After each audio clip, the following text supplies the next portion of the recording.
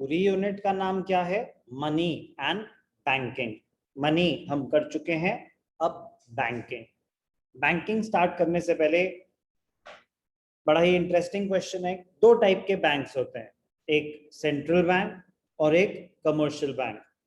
हमारे कोर्स में central bank के सारे फंक्शंस हैं, कमर्शियल बैंक का सिर्फ एक फंक्शन है, क्रेडिट क्रिएशन हमारे कोर्स में।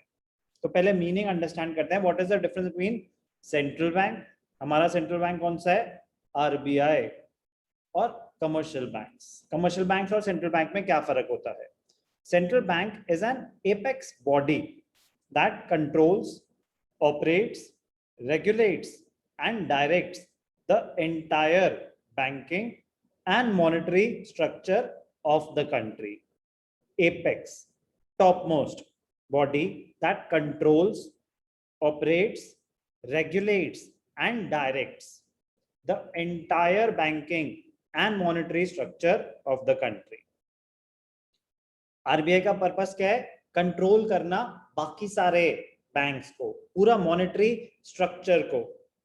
NBFCs, NBFCs, non banking financial corporations, commercial banks, इन सबको कंट्रोल करता है कौन? आरबीआई। आरबीआई के साथ क्या हम ट्रांजैक्शन कर सकते हैं? मेरे को बैंक में पैसे डालने, तो क्या मैं आरबीआई में जाके बैंक में पैसे डाल सकता हूँ? No sir.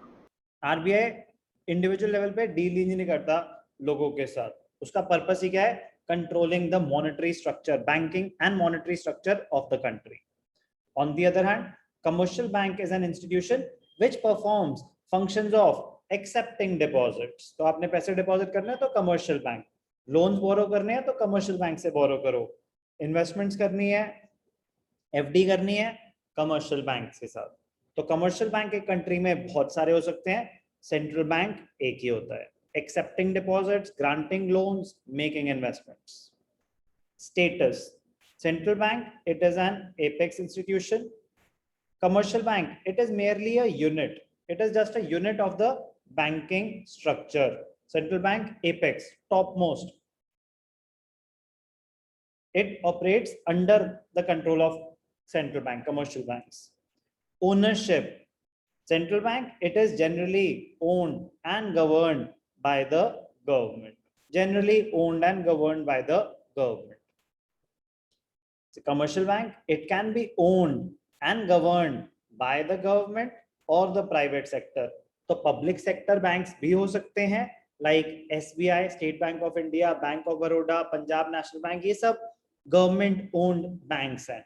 या private sector, HDFC, ICICI, axis, yes bank, ये सब प्राइवेट सेक्टर बैंक्स हैं। Objective, what is the objective of central bank? It operates in public interest without profit motive. Central bank का पर्पस प्रॉफिट मोटिव नहीं होता, उनका purpose है control करना functioning of the other commercial banks. On the other hand, commercial bank, commercial का मतलब ही हुआ ना, they are operating for profit motive. वो आपसे पैसे लेते हैं, फिर आगे लोगों को लोन्स देते हैं, उस पर इंटरेस्ट जनरेट करते हैं। इशू ऑफ करेंसी, नोट कौन छाप सकता है, किसके पास अथॉरिटी है? Central bank has the sole monopoly to issue currency.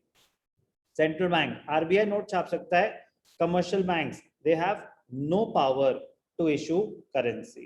Commercial banks currency print नहीं कर सकते।